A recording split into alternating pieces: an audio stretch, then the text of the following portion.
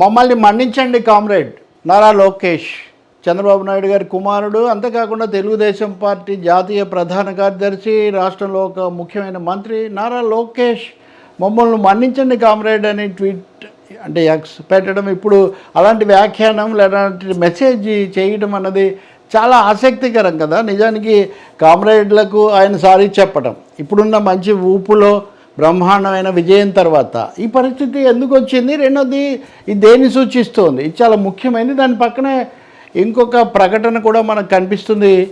అది సిపిఎం రాష్ట్ర కార్యదర్శి శ్రీనివాసరావు చేసినటువంటి ఒక ప్రకటన. ఇక్కడ ఈ దీంట్లో ఉన్న ఒరబడి ఏంటి అన్నది కూడా, నారా లోకేష్ ఇప్పుడు అంతకంతకు చురుగ్గా మారుతున్నాడు, విషయాలు పగ్గాలు చేబుకునేదానికి సిద్ధమవుతున్నాడు, ఇలాంటి వార్తలన్నీ వస్తున్నప్పుడు ఇది మనకు వస్తుంది. ఈ చంద్రబాబు నాయుడు నిన్న అనంతపురం జిల్లాలో తర్వాత శ్రీశైలంలో పర్యటించారు. అక్కడ ఆయన పింఛన్లు పంపిణీ చేశారు, కొంతమంది కార్యకర్తలను బాధితులను పరామర్శించారు. అదైన తర్వాత శ్రీశైలంలో ఆ ప్రవాహానికి పూజ చేశారు, ఇంకా జరిగింది కార్యక్రమాలు అవన్నీ. అది అలా ఉంచితే ఈ సందర్భంలో మడక్కశిరలో, సత్యసాయి జిల్లా మడక్కశిరలో సిపిఎం వాళ్ళను ముందుగానే అరెస్ట్ చేశారు. అలాగే కొన్ని ప్రజా సంఘాల కార్యకర్తలను కూడా. ముఖ్యమంత్రి చంద్రబాబు నాయుడు వస్తున్నారు కాబట్టి ముందస్తుగా అరెస్ట్ చేశారు. కానీ ఇలా అరెస్ట్ చేయడానికి సిపిఎం వాళ్ళు ఏమైనా కార్యక్రమం ప్లాన్ చేశారంటే ఏం లేదు, పిలుపు ఇవ్వలేదు, ఏమీ ప్రకటించలేదు. కానీ చాలా కాలంగా అలవాటు అయిపోయినట్టుగా రెండు చోట్ల కూడా, ఆంధ్రాలో కానీ తెలంగాణలో కానీ అరెస్టులు చేయటం, ముఖ్యమంత్రులు పర్యటనలకు వస్తున్నారంటే అసలు రాత్రిపూట ఇళ్లలోకి వెళ్ళి అరెస్ట్ చేయడం, గృహ నిర్బంధాల్లో పెట్టడం, ఇలాంటివన్నీ కూడా మనం చూస్తున్నాం. మడకచెరలో కూడా అదే జరిగింది. చాలామంది ఆ పార్టీ నాయకులను, ప్రజా సంఘాల నాయకులను కూడా అరెస్ట్ చేశారు. దీని మీద శ్రీనివాసరావు ప్రకటన చేశారు. మీరు గత ప్రభుత్వం జగన్ ఇలా అరెస్ట్ చేస్తున్నాడు ఇవన్నీ అని మీరు అన్నారు, కానీ మీరు వచ్చిన తర్వాత కూడా అలాగే జరిగితే ఎట్లా, మేమేమి కార్యక్రమం కూడా తలపెట్టినప్పుడు, నిరసన ఏమీ లేనప్పుడు ఎందుకు మీరు అరెస్ట్ చేశారు, నిరసన కార్యక్రమాలు లేనప్పుడు అని ఒక ప్రకటన చేశారు. ఈ ప్రకటనకు వెంటనే ఇది స్పందన నారా లోకేష్ది. నిజంగా ఇది ఆహ్వానించదగింది. ఎందుకంటే చాలా రోజులుగా తెలుగు రాష్ట్రాల్లో మరీ ముఖ్యంగా, అలాగే మోదీ హయాంలో దేశంలో కూడా ఈ అసహన రాజకీయాలు పెరిగిపోతున్నాయి. విమర్శలు వస్తే తట్టుకోలేకపోవడం, ఏం చేస్తారోనే కదా వాళ్ళని ముందుగా అరెస్ట్ చేశారు. దాని మీద ఈ ప్రకటన రావడంతో లోకేష్ మన్నించండి కామ్రేడ్ అని చెప్పి ఇది పెట్టారు. అంటే ఒక విధంగా ఆ ప్రకటనను కూడా ఆయన ట్యాగ్ చేసినట్టుగా ఉన్నారు. దాంట్లో మాకు ఆ పద్ధతి లేదు, మేము అలా చెయ్యము, కూటమి ప్రభుత్వం అలా చెయ్యదు, నిరసనలు తెలిపే హక్కు అయితే మేము గౌరవిస్తాము, నిరసనలు తెలిపవచ్చు, గతంలో ఉన్న అలవాటు కొనసాగింపుగానే అరెస్టులు చేశారు, ఇక ముందు ఇలా జరగకుండా చూస్తాము అని ఒక వివరణ, కొంత సంజాయిషి ఇస్తూ ఈ ప్రకటన చేశారు. ఇది మీడియాలో బాగా దీనికి ఫోకస్ కూడా బాగా వచ్చింది. అయితే ఒకటి, అరెస్టులు చేయడం అనేది గతంలోనే జరిగిందని, ఇంతకుముందు లేదని మనం ఏం చెప్పలేము. అరెస్టులు చేయటము, ప్రజా ఉద్యమాలు, నిర్బంధాలు, వాటి మీద కొంత ముందు వెనకలు జరగడం ఇవి చేస్తూ ఉంటారు, అది అలవాటే. కానీ గత 2 పర్యాయాలు ఇవి పెరిగాయి. అంతకుముందు కూడా చేశారు. ఉదాహరణకు సిపిఎం అప్పుడు కార్యదర్శిగా ఉన్న మధును గుంటూరులో బాగా లాఠీ చార్జీలు ఇవన్నీ కూడా చేయటము, స్టేషన్లు తిప్పడం, ఇట్లాంటి ఘటనలు జరిగాయి. కానీ మొన్న జగన్ ప్రభుత్వం వ్యవహరించిన తీరు పట్ల వచ్చిన వ్యతిరేకత చూసిన తర్వాత ఇప్పుడున్న కూటమి ప్రభుత్వం కొన్ని పాఠాలు నేర్చుకోవడానికి సిద్ధపడుతుందా అని మనకి ట్వీట్ ఒక ఆలోచన కలిగిస్తుంది. ఎందుకంటే వెంటనే దానికి స్పందించటం. గత ప్రభుత్వ హయాంలో ఉద్యోగులు, ఉపాధ్యాయులు, అంగన్వాడీలు, ఆశా వర్కర్లు ఇట్లా నిరసన ప్రదర్శన అంటే చాలు వాళ్ళని ముందుగానే అరెస్ట్ చేయడం, ఆఖరకు విద్యార్థులు లాంటి వాళ్ళని కూడా ఇళ్లలోనే కాపలా వెళ్ళి పోలీసులు అక్కడ ఉండటం నేను బాగా చూశాను. ఒకసారి ఇప్పుడు హోంమంత్రిగా ఉన్నటువంటి అనితను, వంగలపూడి అనితను, ఆమెను కూడా పోలీసులు ముందు బయట గేటుకు లాక్ చేసి అక్కడే ఉండటం, ఆమె మాట్లాడటాలు మీడియాలో బాగా యాక్టివ్గా ఉంటారు కదా, ఇవన్నీ జరిగాయన్నమాట. అంటే చాలా కీలక నాయకులను కూడా కదలకుండా ముందుగానే నిర్బంధించటం. రెండవది అక్కడ షాపులు ఇవన్నీ కూడా కట్టేయించటం. అది ఒక విధంగా ప్రజలు బాగా సందడిగా ఉండి స్వాగతాలు చెప్పడం, ఇది కాకుండా వస్తున్నారు అంటేనే ఒక ఉద్రిక్త వాతావరణం వచ్చే పరిస్థితి. బహుశా మడకచెరలో దాని కొనసాగింపులాగా అరెస్టులు జరిగి ఉండాలి. ఈ నిరసన ప్రకటన ఇది వచ్చిన తర్వాత, ఖండన వచ్చిన తర్వాత అది ఇక మీద అలా చేయమని చెప్పారు.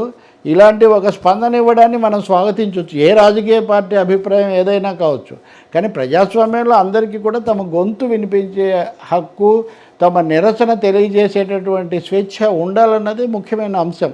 మరి నారా లోకేష్ చేసినటువంటి ఈ ఇచ్చిన ఈ స్పందన, చేసిన ఈ ప్రకటన భవిష్యత్తులో నిజంగా ప్రభుత్వంలో కనుక మార్పు తీసుకురాగలిగితే, అది కొనసాగితే తప్పకుండా మనం సంతోషించవచ్చు. ఉద్యమాలు ఉంటేనే, విమర్శ ఉంటేనే ప్రజాస్వామ్యం సజీవంగా ఉంటుంది. ఒకరే మాట్లాడుతూ మిగతా వాళ్ళందరూ వినాలంటే అది సాధ్యం కాదు. అలా అనుకున్న వాళ్ళందరూ దెబ్బతింటమే జరిగింది. కాబట్టి ఇప్పుడు సారీ చెప్పడం అన్నదాన్ని స్వాగతించవచ్చు, మార్చుకోవాలని కూడా మనం ఆశించవచ్చు. రెండోది మనకు కనిపిస్తుంది చంద్రబాబు నాయుడు, అది కూడా ఒక ఆసక్తికరమైన విషయం. గత కొంతకాలంగా అంటే కొన్ని దశాబ్దాలుగా, 2-3 దశాబ్దాలుగా తెలుగునాట ఈ పాదాభివందనాలు ఉత్తర భారతంలో ఉన్నంతగా దక్షిణ భారతంలో ఈ పాదాభివందనాలు ఉండేవి కాదు. కానీ క్రమక్రమంగా వ్యక్తులు వాళ్ళ చుట్టూ, నాయకుల చుట్టూ పెరిగిన తర్వాత ఈ పాదాభివందనాల సంస్కృతి పెరిగింది. తమిళనాడులో జయలలిత ఉన్నప్పుడైతే అందరూ వరుసగా ఇక్కడి నుంచి అక్కడి వరకు ఉండేవాళ్ళు పాదాభివందనాలకే. పాదాభివందనాలు కొంతమంది చేశాక మిగతా వాళ్ళు చేయకుండా మేము వెనకబడిపోతామేమో, మమ్మల్ని తక్కువ చేస్తారేమో అనే ఆందోళనతో మిగతా వాళ్ళు చేయడం. సో ఇది ఒక జాడ్యంలాగా వ్యాపించింది. తెలుగుదేశంలో కూడా ముఖ్యంగా ఎన్టీఆర్, ఆయన స్థాపకుడు ఆయనే, నాయకుడు ఆయన కదా మొదట. కాబట్టి ఆయన సినిమా పరిశ్రమలో ఉన్న వరవడితో అది కొనసాగి అలా అలా అలా బాగా పెరిగింది. మొన్న చంద్రబాబు నాయుడు ఒక ముఖ్యమైన ప్రకటన చేశారు వాళ్ళ సమావేశంలో. నాకెవరు పాదాభివందనాలు చేయొద్దు, నాకెవరన్నా పాదాభివందనం చేస్తే నేను మళ్ళీ మీకు పాదాభివందనం చేస్తాను. ఇది చాలా విచిత్రమైన పరిస్థితి. ఎందుకంటే 70 ఏళ్ళ పైన ఉన్నటువంటి పెద్ద మనిషి, ఒక సీనియర్ ముఖ్యమంత్రి, ఆయన పాదాభివందనం చేయటం అన్నది చూసేవాళ్లకు, అవతల వాళ్ళకు కూడా చాలా ఇబ్బందిగా ఉంటుంది. కానీ ఇంకే విధంగా చేసినా బహుశా ఇది మారదు అనే దాంతో ఆయన నిర్ణయానికి వచ్చారేమో. నిజంగానే నిన్న ఆయన పర్యటనలో ఒక 2 కుర్రాళ్ళు అటువంటి ప్రయత్నం చేయబోతే వాళ్ళని ఆపడమే కాకుండా తను కూడా వాళ్ళ మోకాళ్ళ దాకా పట్టుకొని, నేను ఊరికి అనడం కాదు, నేను నిజంగానే ఇలా చేయబోతున్నానని ఆయన చూపించినట్టయింది. మనం ఈ మధ్య చూసాం కదా, అమితాబ్ బచ్చన్ ఈ కల్కి సినిమా ఫంక్షన్లో అశ్వనీ దత్కి ఆయన పాదాభివందనం చేశాడు. అందరూ ఒకసారి ఆశ్చర్యపోయారు. భారతీయ సినిమాలో శిఖరాగ్ర స్థానంలో ఉన్నటువంటి అమితాబ్ బచ్చన్ అశ్వనీ దత్కు చేయటం ఏంటని. కానీ ఆ సినిమా చూసిన వాళ్ళకి మటుగా అర్థమవుతుంది. అశ్వనీ దత్ తీసిన ఆ సినిమాలో ఎంత అవకాశము. మళ్ళీ ఒకసారి Amitabh Bachchan angry young man కాస్త యాంగ్రీ ఓల్డ్ మ్యాన్ అయిన తర్వాత కూడా అలాగే చూపించడానికి ఆ సినిమా పెద్ద సాధనమైంది. కాబట్టే బహుశా అమితాబ్ బచ్చన్ ఆ స్పందన అలా చూపించారేమో తెలియదు. అదొక ప్రత్యేకమైన సందర్భం అనుకోండి. తర్వాత ఆయన ప్రకటన కూడా చేశారు, నేను ఎందుకు పాదాభివందనం లాంటివి చేశానని. కాబట్టి అది ఒక సినిమా విషయమైనా ఆంధ్రప్రదేశ్లో మటుకు బహుశా ఇక మీదటైనా ఈ పాదాభివందనాల సంస్కృతి, అందులో బహిరంగ పాదాభివందనాలు, ఎవరి మీదైనా గౌరవం ఉంటే వాళ్ళ ఇంటికి వెళ్ళి ఇద్దరు ఉన్నప్పుడు నమస్కారాలు పెట్టడం వేరు. బహిరంగ సభలు, చాలా జనసమూహాల్లో ఇటువంటివి చేస్తే ఏమవుతుందంటే అది ఒక అవసరంలాగా, అది ఒక తప్పనిసరిలాగా, ప్రోటోకాల్ లాగా, అనధికార ప్రోటోకాల్ అనమాట. వాళ్ళకు పాదాభివందనం చేయాలి, సాగిళ్ళు పడాలి, లేదా ఆయన ఎక్కువ చూపించాడు నేను తక్కువ చూపించాను, ఈ పద్ధతిలోకి వస్తుంది. సో చంద్రబాబు నాయుడు కొంచెం చొరవ తీసుకొచ్చినటువంటి పద్ధతి కనుక కొనసాగితే మనం ఈ పాదాభివందనాల నుంచి పక్కకి వెళ్ళి నిజమైన గౌరవం అన్నది చేతల్లో చూపించాలి, చర్యల్లో చూపించాలి తప్ప ఇతరులు చూడడానికి పాదాభివందనం చేశారా లేదా ముఖ్యం కాదు, అది అవసరం కూడా కాదు. ఎవరో పెద్ద ఆయన అనేవాడు, ఆ నమస్కారాన్ని కొంచెం పైకి లేపాలి అని. ఆ నమస్కారాన్ని పైకి లేపితే అది చాలా బాగుంటుంది.